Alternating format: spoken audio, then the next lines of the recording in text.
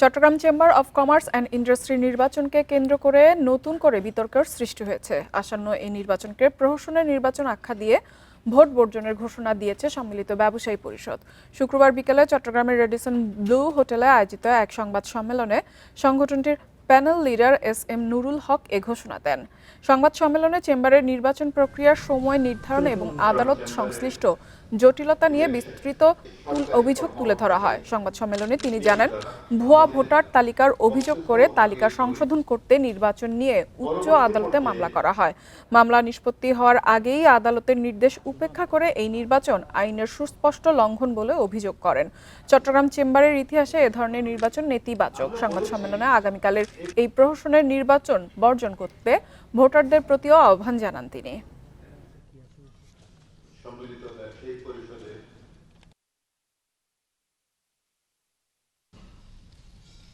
অবৈধভাবে টাকা জমা দিয়ে সেই ট্রেড গ্রুপ, টাউন অ্যাসোসিয়েশন এবং ট্রেড গ্রুপের পক্ষ থেকে তাদেরকে ভোটার লিস্টে নিয়ে আসার জন্য অপতৎপরতা শুরু হয়। আমরা এই আগামীকালকে 23শে মে 2026 ইলেকশন আমরা প্রত্যাখ্যান করলাম। কোরবানির ঈদ সামনে রেখে নতুন টাকার চাহিদা বেড়ে গেলেও ব্যাংকে খুব বেশি পাচ্ছেন না বলে অভিযোগ গ্রাহকদের। সবচেয়ে বেশি সংকট 10 ও 20 টাকার নোটের। ব্যাংকাররা জানিয়েছেন, কেন্দ্রীয় ব্যাংক থেকে চাহিদা মতন নতুন নোট না পাওয়ায় দিতে পারছেন না গ্রাহকদের। নিয়ন্ত্রক সংস্থা বলছে, ঈদের আগে টাকশালে প্রায় 16,000 কোটি টাকার নতুন নোট চাইলেও তারা দিয়েছে 8,000 কোটি টাকার। যে কোনো উৎসবে বেড়ে যায় নতুন টাকার চাহিদা। কোরবানির ঈদের আগেও তাই বিভিন্ন ব্যাংকে ভিড় করছেন গ্রাহকরা।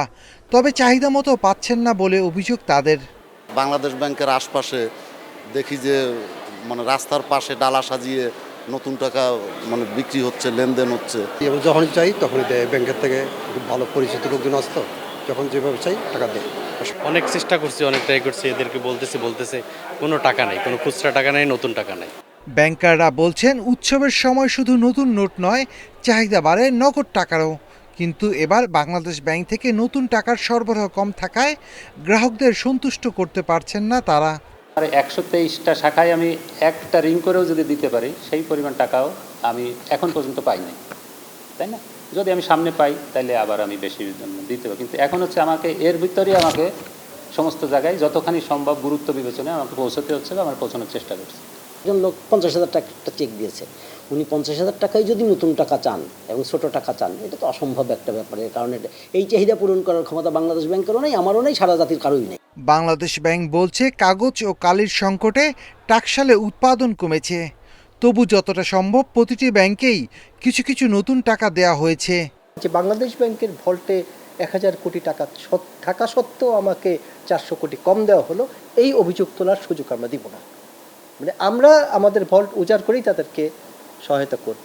কিন্তু যেহেতু চাহিদা অফুরন্ত, যোগান সীমিত, এই কারণে একটা হতাশা থাকবে। কোনো ব্যাংকের কর্মকর্তা কর্মচারী গ্রাহকদের নতুন টাকা না দিয়ে খোলা বাজারে বিক্রি করলে কঠোর ব্যবস্থা নেওয়া হবে বলেও জানিয়েছে কেন্দ্রীয় bank. Shafil Alam Sujan, independent news, Dhaka. আগামীকাল ও রোববার সরকারি বেসরকারি সব ব্যাংক খোলা থাকবে। ফলে ঈদের আগে আরও 2 দিন চলবে ব্যাংকের স্বাভাবিক কার্যক্রম ও লেনদেন। শনিবার সাপ্তাহিক ছুটির দিন হলেও দেশের সব আর্থিক প্রতিষ্ঠান খোলা থাকবে। গ্রাহকেরা সব ধরনের লেনদেন করতে পারবেন। এরপর সোমবার থেকে এসব প্রতিষ্ঠানে 7 দিনের ঈদের ছুটি শুরু হবে। এছাড়া তৈরি পোশাক শিল্প খাতের শ্রমিক কর্মচারীদের বেতন, বোনাস সহ অন্যান্য ভাতা পরিশোধ এবং রপ্তানি আমদানি কার্যক্রম সংক্রান্ত ব্যাংকিং কার্যক্রম চালু রাখতে সংশ্লিষ্ট এলাকার বাণিজ্যিক ব্যাংকের শাখাগুলো 25 ও 26 মেও খোলা থাকবে। পাশাপাশি ছুটিতে এটিএম বুথে পর্যাপ্ত টাকা রাখার জন্য ব্যাংকগুলোকে নির্দেশ দিয়েছে বাংলাদেশ ব্যাংক।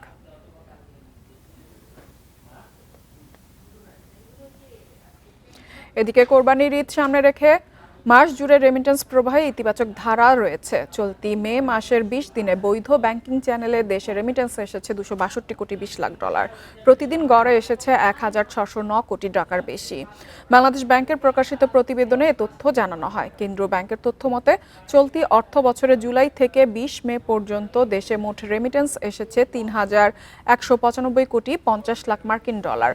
হুন্ডি প্রতিরোধে কঠোর অবস্থান, প্রণোদনা সুবিধা এবং ব্যাংকিং চ্যানেলের সেবার উন্নয়ন রেমিটেন্স বাড়াতে গুরুত্বপূর্ণ ভূমিকা রাখছে। সংশ্লিষ্টরা বলছেন, বর্তমান ধারা অব্যাহত থাকলে চলতি মে মাসে দেশের রেকর্ড পরিমাণ রেমিটেন্স আসতে পারে, যা দেশের বৈদেশিক মুদ্রার রিজার্ভ শক্তিশালী করার পাশাপাশি অর্থনীতিতে ইতিবাচক প্রভাব ফেলবে।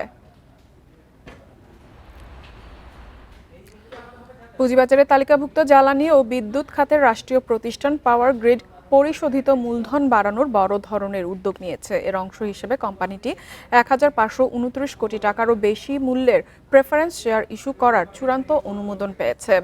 নিয়ন্ত্রক সংস্থা বিএসইসি কোম্পানিটিকে শেয়ার ইস্যুর আনুষ্ঠানিক অনুমতি দিয়েছে। নির্দেশনা অনুযায়ী পাওয়ার গ্রিড মোট 152 কোটি 91 লাখ 94 হাজার 237টি ইরিমিডেটিভ এবং নন কিউমুলেটিভ প্রেফারেন্স শেয়ার ইস্যু করবে। প্রতিটি শেয়ারের অভিমূল্য 10 টাকা নির্ধারণ করা হয়েছে। এই বিপুল সংখ্যক শেয়ার ইস্যুর মাধ্যমে কোম্পানিটি মোট 1529 কোটি 19 লাখ 42 হাজার 370 টাকা সমমূল্যের মূলধন তাদের পরিশোধিত মূলধনের সাথে যুক্ত করতে পারবে। নতুন ইস্যু করা এই শেয়ারগুলো মূলত বিদ্যুৎ, জ্বালানি ও খনিজ সম্পদ মন্ত্রণালয়ের বিদ্যুৎ বিভাগের সচিবের অনুকূলে বরাদ্দ দেওয়া হবে। ঈদ সামনে রেখে রাজধানীর বাজারে বেড়েছে পোলাওয়ের চালের দাম। চিনি গুঁড়া ও কালিজিরা চালে প্রতি কেজিতে বেড়েছে 40 টাকা। মশলার সরবরাহ স্বাভাবিক থাকায় দামে স্থিতিশীল রয়েছে, তবে বেড়েছে আদা ও এলাচের দর। কোরবানির ঈদ আসতে আর বাকি কয়েকদিন, এর মধ্যে রাজধানীর বাজারগুলোতে বেড়েছে ক্রেতাদের ভিড়। বাজারে বাড়তি পোলাওয়ের চালের দাম, কেজিতে বেড়েছে 40 টাকা। চিনি গুঁড়া ও কালিজিরা চালের 1 কেজির প্যাকেট বিক্রি হচ্ছে 175 থেকে 180 টাকায়, আর খোলা বাজারে প্রতি কেজি 120 থেকে 150 টাকায়। এদিকে বাজারে আদার দাম কেজিতে বেড়েছে 50 টাকা। মানভেদে বিক্রি হচ্ছে প্রতি কেজি 150 থেকে 250 টাকায়। অন্যান্য বাজার সবকিছুই আগের মতোই আছে। আমরা তো কেজি হিসেবে কিনি না, আমাদের যার যতটুকু প্রয়োজন অতটুকু করেই কিনি, কিন্তু বাড়ে নাই। গেল সপ্তাহের তুলনায় একটু কম, এখন বিক্রি করতেছি আমরা 40 আর 45। জিরাটা ছিল আপনার 850 900, এই জিরা এবার 600 থেকে 650। গরম মশলার বাজারে বাড়তি ঝাঁজ নেই, জিরার কেজি আগের দামেই আছে। মানভেদে বিক্রি হচ্ছে 600 থেকে 750 টাকায়। তবে গত বছরের চেয়ে এলাচের দাম বেড়েছে, বিক্রি হচ্ছে 4500 থেকে 5200 টাকায়। প্রতি কেজি দারুচিনির দাম 480 থেকে 500 টাকা। জয়ফলের কেজি 1450 থেকে 1600 টাকা।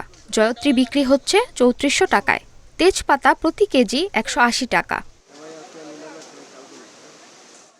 বাজারে লাচ্ছা ও বার্মিচেলি শ্যামাইয়ের 200 গ্রাম প্যাকেটের দাম 45 টাকা। তবে খোলা বাজারে প্রতি কেজি বিক্রি হচ্ছে 180 থেকে 200 টাকায়। এছাড়া গোল্ডেন কিশমিশ বিক্রি হচ্ছে 850 থেকে 900 টাকায়। Sumaiya Sanjana Nimmi, independent news, Dhaka.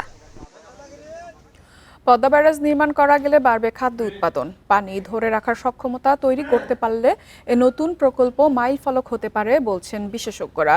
নদী বিশ্লেষকরা বলছেন, পদ্মা ব্যারাজ প্রকল্প শুরুর আগে গঙ্গার পানি বন্টন চুক্তি নবায়ন জরুরি। শুষ্ক মৌসুমে পানির সঠিক হিস্সা না পেলে ব্যারাজের সুফল আসবে না। নদীর পলি নিষ্কাশন ব্যবস্থাও চ্যালেঞ্জ হিসেবে দেখছেন পরিবেশ আন্দোলনকারীরা।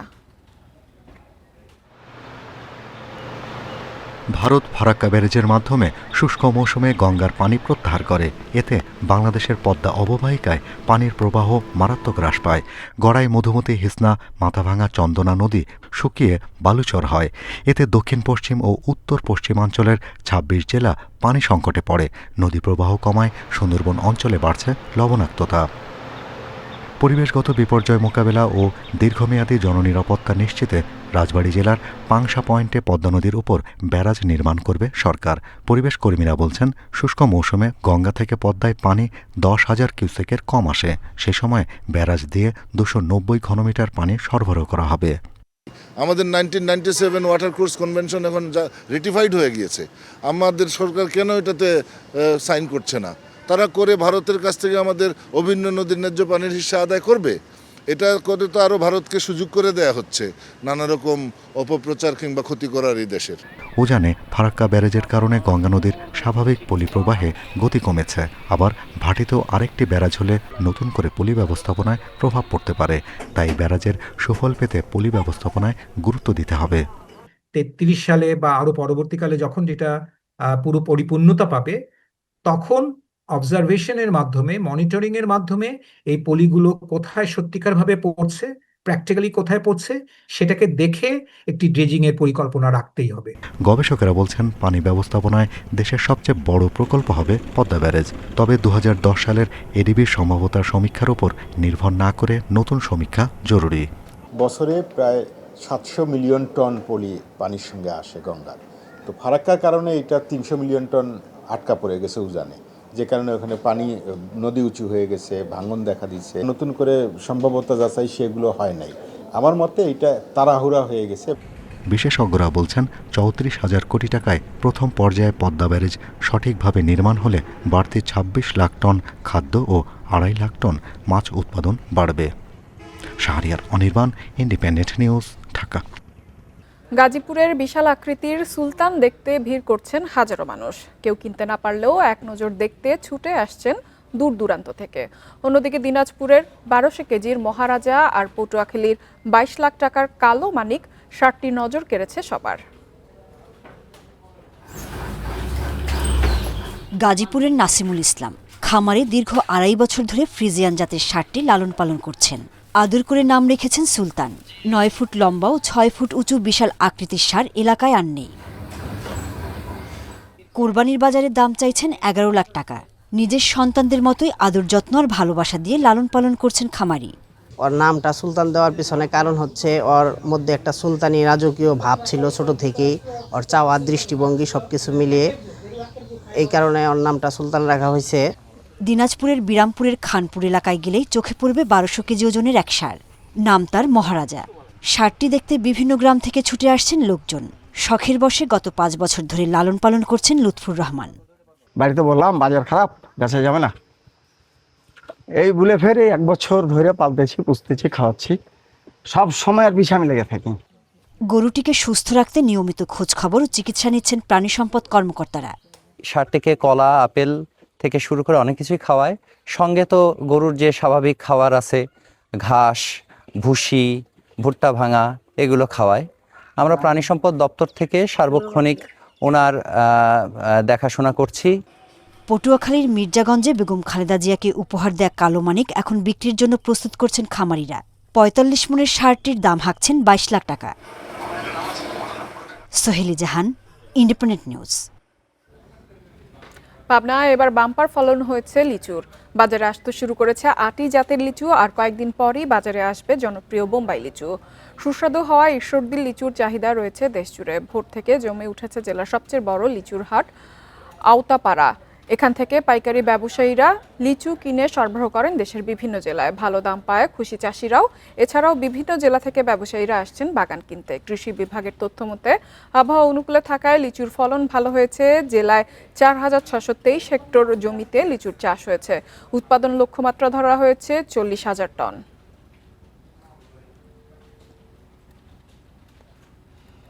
এদিকে নওগাঁয় শুরু হয়েছে আম পাড়া কার্যক্রম। প্রথম দিন গাছ থেকে নামানো হয়েছে গুটি আম। জাতভেদে পর্যায়ক্রমে বাজারে আসবে অন্যান্য জাতের আমও।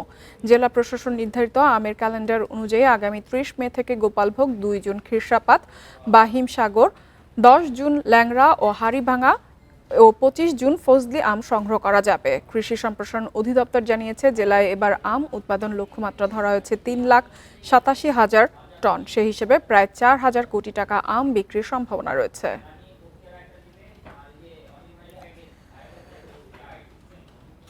আর এই ছিল অর্থনীতি সারাদিনের আজকের আয়োজনে। ইন্ডিপেন্ডেন্ট টেলিভিশনের সব খবর আরও বিস্তারিত জানতে চোখ রাখুন ফেসবুক, ইউটিউবে এবং এক্সে। আমন্ত্রণ আমাদের পরবর্তী সংবাদে।